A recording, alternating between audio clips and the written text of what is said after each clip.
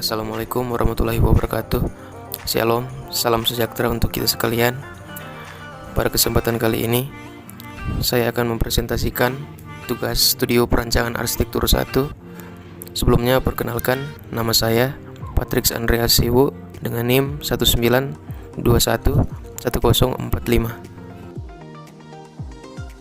Tugas studio perancangan arsitektur 1 mendesain villa dengan judul Villa Resort Kekinian Model Rumah Panggung.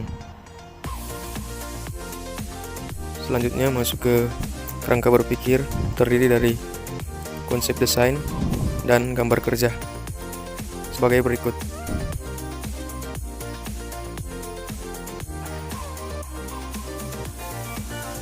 Selanjutnya latar belakang.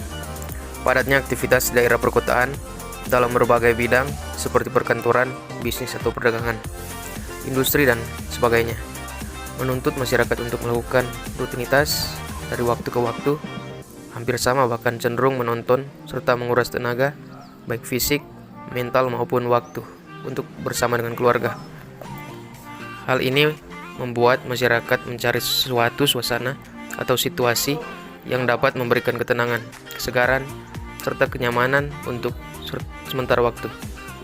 Hal yang biasanya dilakukan oleh masyarakat adalah menyewa villa di daerah yang tenang.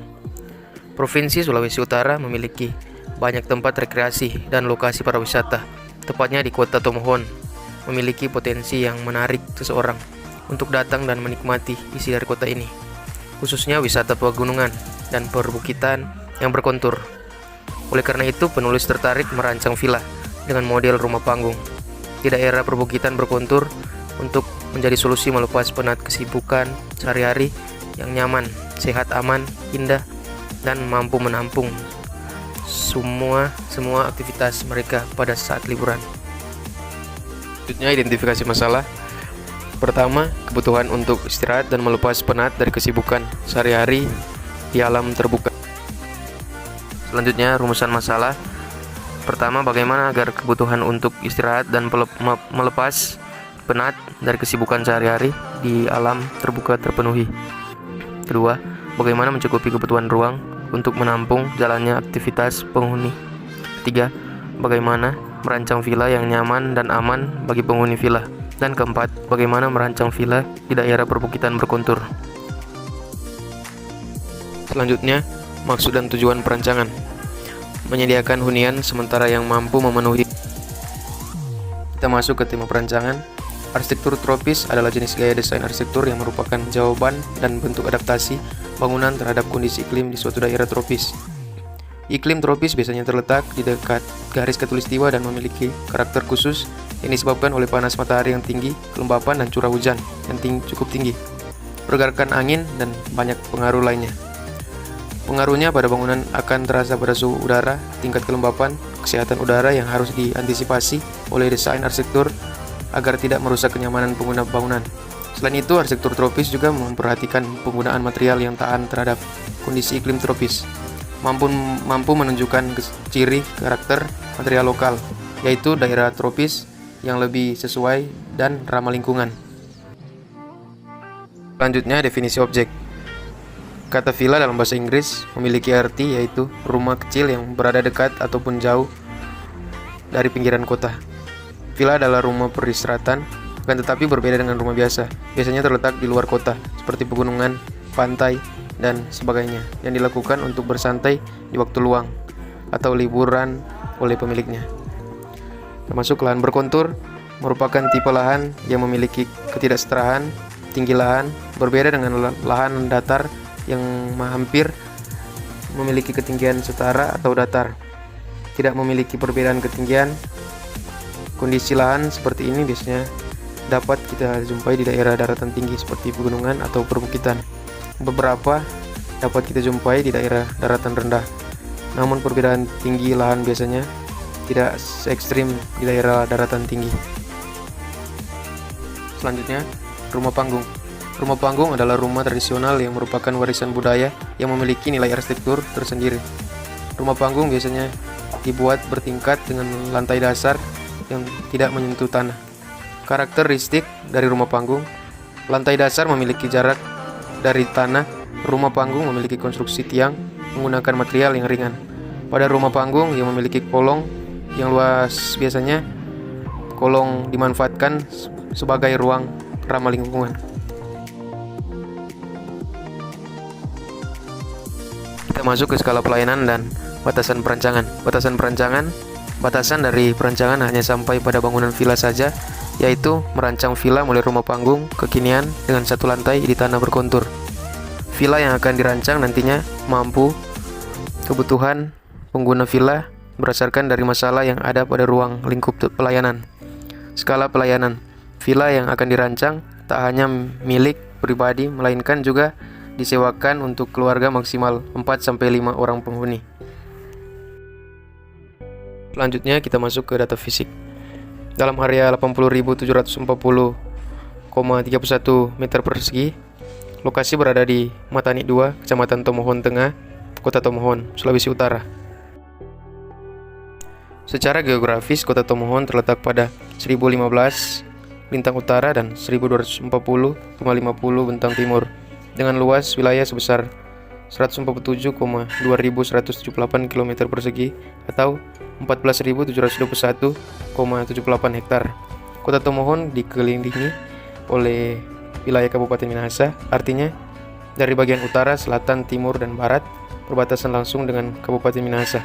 Secara umum, Kota Tomohon terletak pada jalur sirkulasi utama yang menghubungkan antara Kota Manado secara ibu kota provinsi dan kota-kota lainnya yang berada di wilayah Kabupaten Minahasa. Jarak Kota Tomohon dengan beberapa kota lainnya di Sulawesi Utara, Tomohon dengan Kota Bitung berjarak 55,0 km, Tomohon dengan Manado berjarak 22,0 km, Tomohon dengan Tondano berjarak 15,0 km. Kemudian akses jalan menuju lokasi. Lokasi perancangan villa berada tidak jauh dari jalan poros Tomohon ke Tondano. Akses jalan menuju lokasi perancangan dari Kota Tomohon dapat ditempuh dalam waktu kurang lebih 11 menit dengan kendaraan umum, baik mobil maupun motor. Kemudian lokasi perancangan dekat dengan sirkuit speed off-road dan gestrik puncak juga tak jauh dengan perkebunan Wawo, Tomohon. Letak lokasi berada di atas tanah berkontur dengan ketinggian kurang lebih 900 meter di bawah permukaan laut. Jarak lokasi perkebunan Wawo 1,7 km dapat ditempuh dengan kendaraan bermotor dalam waktu 5 menit dan 15 menit bagi pejalan kaki. Selanjutnya Kemudian kita masuk pada data matahari. Matahari pagi 8.00 berada pada bagian sudut timur laut atas pada site. Sedangkan posisi matahari yang paling panas 12.00 dan matahari sore terbenam 16.00 berada pada bagian sudut barat daya bawah pada site. Kemudian masuk ke data angin laut dan angin lembah. Angin laut yang mengarah pada site berasal dari arah barat dan barat laut site. Kecepatan angin standar karena sirkulasi anginnya melewati vegetasi sehingga kecepatan anginnya tidak berlebih. Sedangkan angin lembah berasal dari arah tenggara dan selatan site. Kecepatan angin relatif cukup tinggi dikarenakan dari lahan luas dan tanpa adanya vegetasi. Kita masuk ke data curah hujan. Intensitas curah hujan Kota Tomohon. Curah hujan terendah adalah 77 mm pada bulan Agustus. Curah hujan tertinggi adalah 497 mm pada bulan Februari. Arah hujan.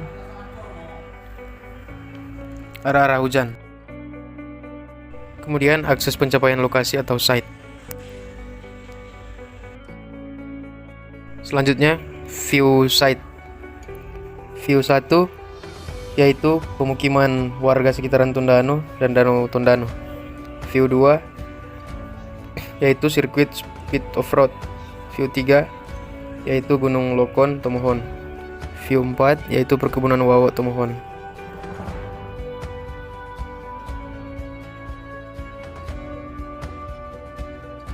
Selanjutnya, data pengguna villa sebagai berikut.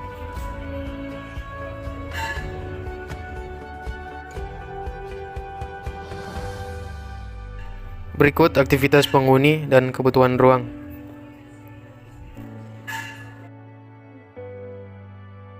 Kemudian berikut tabel aktivitas dan kebutuhan ruang, aktivitas dan ruang yang berhubungan. Kita masuk ke persyaratan ruang, dapat kita lihat bersama sebagai berikut.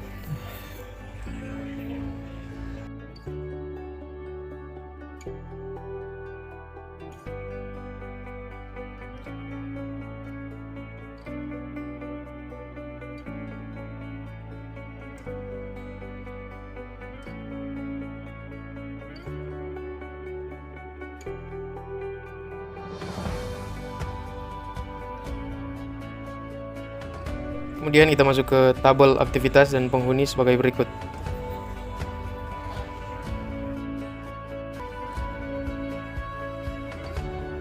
Selanjutnya, matriks hubungan ruang, baik langsung atau tidak langsung, atau tidak ada hubungan. Selanjutnya kita masuk ke zoning ruang, terdiri dari zona publik, zona semi-publik, zona private, zona service. Kita lanjut ke diagram hubungan ruang, baik itu langsung maupun tidak langsung, mulai dari akses masuk utama dan lain-lain. Kita bisa lihat bersama sebagai berikut. Besaran ruang, kamar tidur utama dan kamar mandi WC beserta ukuran. Kita lanjut ke besaran ruang, kamar tidur anak 1 dan 2 beserta ukuran. Lanjut ke besaran ruang, ruang keluarga, ruang makan dan dapur beserta ukuran. Dan ini besaran ruang, kolam renang dan ruang YM beserta. Kita lanjut ke analisa dan sintesa. Kita masuk ke struktur dan material atau fondasi. Data kontur atau kemiringan site terbagi menjadi 5 bagian dari permukaan awal sampai pada ketinggian akhir dengan kemiringan sebesar 29 derajat. Fondasi tiang panjang pada site miring digunakan tipe fondasi tiang panjang. Hal demikian dilakukan untuk menyesuaikan kondisi kemiringan lereng site. Pada dasarnya sama dengan borpil, hanya saja yang membedakan bahan dasarnya. Yang panjang menggunakan beton, jadi yang langsung ditancapkan langsung ke tanah dengan menggunakan mesin pemancang. Fondasi tiang panjang dipergunakan pada tanah-tanah lembek, tanah berawah dengan kondisi daya dukung tanah, sigma tanah kecil, kondisi air tanah tinggi dan tanah keras pada posisi sangat dalam. Seperti yang kita lihat di slide, gambar perspektif, gambar potongan fondasi memanjang atau batu kali pada permukaan site yang rata digunakan tipe fondasi. Tipe fondasi yang digunakan untuk mendukung beban memanjang atau beban garis, baik untuk mendukung beban dinding atau beban kolom, di mana penempatan kolom dalam jarak yang dekat dan fungsional kolom tidak terlalu mendukung beban berat, sehingga fondasi tapak tidak terlalu dibutuhkan fondasi jalur. Fondasi memanjang biasanya dapat dibuat dalam bentuk memanjang dengan potongan persegi ataupun trapesium. Bisanya digunakan untuk fondasi dinding maupun kolom praktis. Kita lanjut sintesa fondasi. Sebagai berikut alternatif kemungkinan pelaksanaan: ekonomis, fungsional, estetika, dan ada juga kesimpulan. Keduanya bisa digunakan karena memenuhi syarat yang ditentukan, juga multiguna dalam perancangan ini. Selanjutnya, orientasi matahari dan pencahayaan. Jika dilihat dari kondisi tapak, site berada pada tempat terbuka dan sinar matahari berpotensi mengena langsung, panas dan silau pada bangunan. Oleh sebab itu, dibutuhkan perencanaan yang sesuai agar sinar matahari dapat dipergunakan sebaik mungkin sebagai pencahayaan alami pada bangunan. Seperti yang kita lihat di slide pada gambar alternatif 1, penanaman vegetasi dapat difungsikan untuk menghalau pencahayaan berlebih atau sun shading alami dan dapat mengurangi efek radiasi dari cahaya matahari. Alternatif 2, konstruksi pada overstack lebih lebar sehingga bisa meminimalisir potensi panas radiasi cahaya matahari yang langsung pada bangunan. Alternatif 3, penggunaan kaca tipe double glaze untuk memberikan pencahayaan alami pada bangunan. Selain itu, juga agar panas matahari tidak langsung masuk ke dalam ruangan. Seperti yang kita lihat dalam gambar, outside, inside.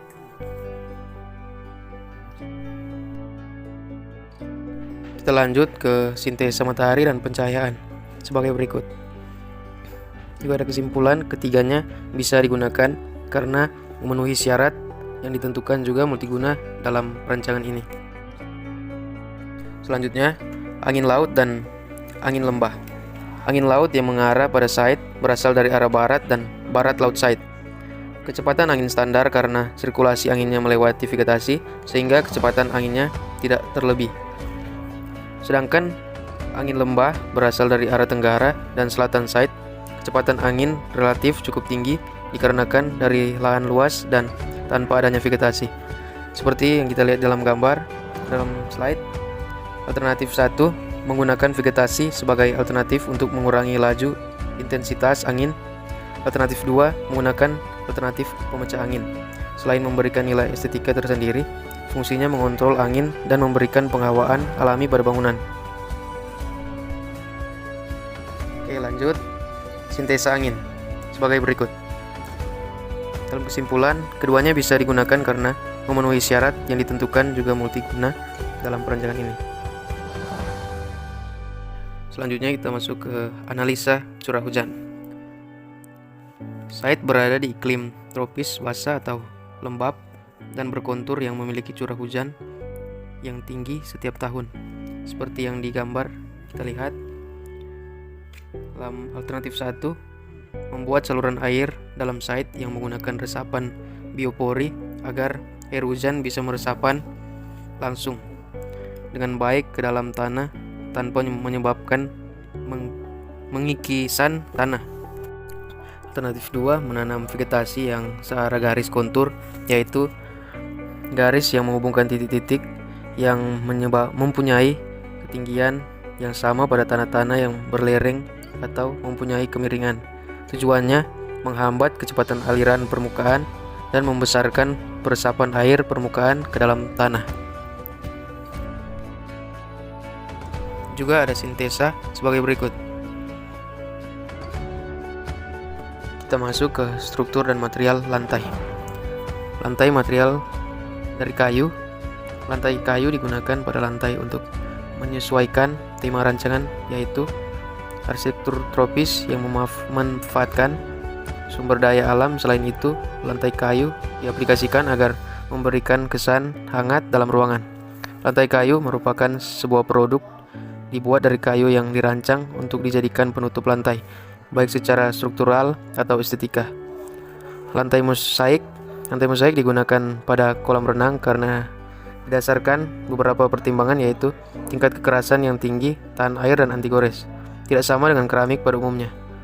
Kuat dan tidak mudah lepas, mudah dibersihkan, dan aman digunakan. Kita lanjut ke pedestrian ways. Pedestrian ways itu jalan untuk pejalan kaki. Seperti yang kita lihat di dalam slide. Lanjut ke sintesa sebagai berikut. Keduanya bisa digunakan karena memenuhi syarat yang ditentukan, juga multiguna dalam perancangan ini. Selanjutnya, struktur dan material dinding dan plafon. Pada dinding digunakan konstruksi dinding kayu yang pada tengahnya diberi glass wool. Material ini terbuat dari fiberglass dengan tekstur mirip bulu binatang jenis domba. Glass wool dapat menahan udara dan suara yang berada antara 25 gram per cm kubik sampai 75 gram per cm kubik. Tebal yang disediakan produsen antara 25 mm min 50 mm dengan bentuk lembaran atau gulungan yang disebut roll. Penggunaan konstruksi dinding ini digunakan pada bangunan dikarenakan lokasi bangunan yang berada di atas tanah, ketinggian yang memiliki suhu relatif dingin pada malam hari, oleh karenanya diaplikasikan finishing. Demikian untuk tetap menjaga temperatur suhu yang nyaman. Plafon kayu digunakan karena sangat elegan juga. Dalam proses finishing, kayu dipelitur dengan warna alami kayu agar kesannya lebih natural, tampilannya lebih artistik, tak akan menyusut ketika dipasang. Kita lanjut sintesa sebagai berikut. Kesimpulan, keduanya bisa digunakan karena memenuhi syarat yang ditentukan, juga multiguna dalam perancangan ini. Kita lanjut ke struktur dan material atap.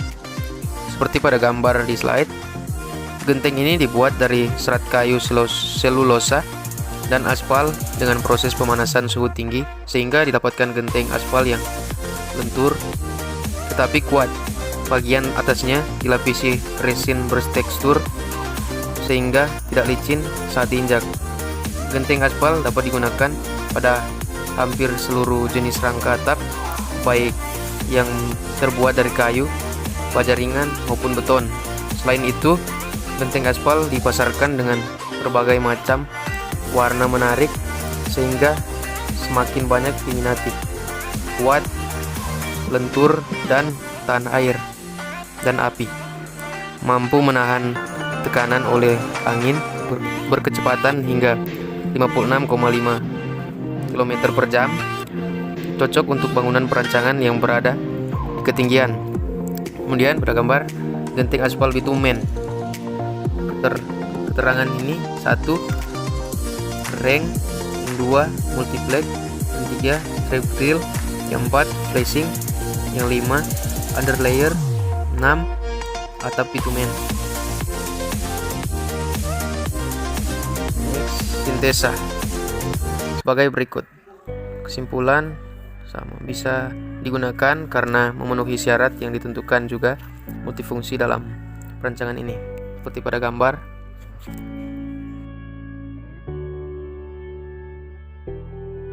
Nah, selanjutnya kita masuk ke studi bentuk bangunan. Kebutuhan penghuni: 1. Tempat yang hijau membuat merasa dekat dengan alam. 2. Banyak bukaan. 3. View positif seperti yang kita lihat di gambar slide berikut. Murni, rasional, statis, netral. Dan yang 1, stabilitas.